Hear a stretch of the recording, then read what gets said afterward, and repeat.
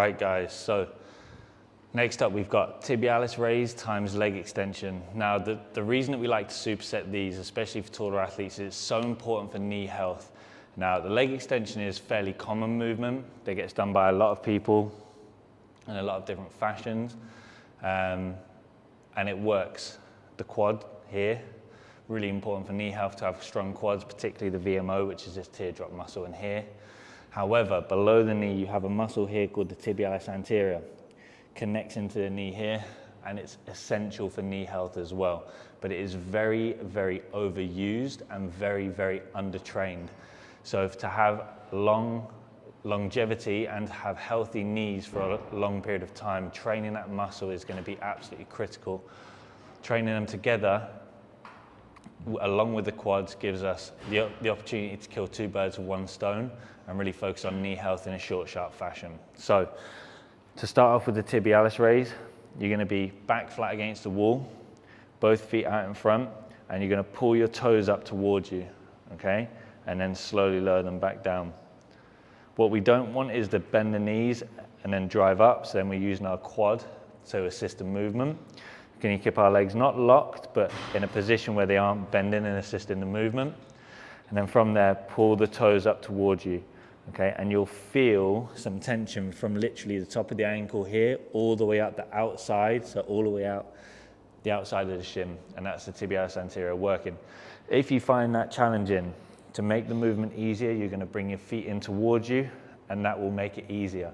If you want to make it more difficult, you just go the other direction, feet further away from you, and then pull your toes up towards you, okay? Challenging movement. Moving on to leg extension. And what we're going to do with the leg extension here is just run through some technique stuff. It's probably a movement that many of you have done before, but we'll run through it anyway. Now,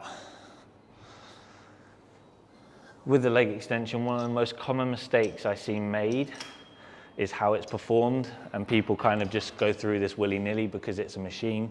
Now, with the leg extension, we're not just going to throw the weight around, okay? We're going to really control the movement, and we're going to really control the eccentric. So we're going to pull our toes up towards us, like in the tibialis raise.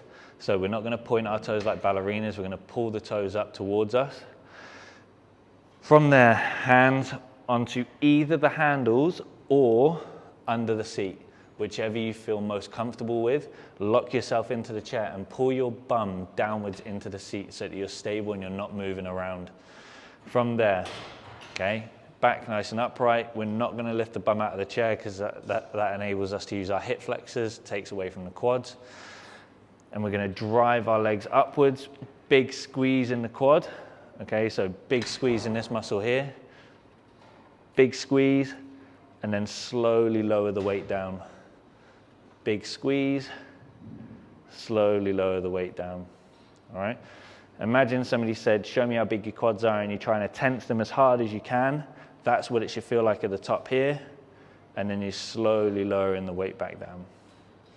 And that is our leg extension, guys. So make sure you pair the two together. Do the allotted reps for tibialis raise first, followed by the allotted reps for leg extension, and that is one set completed.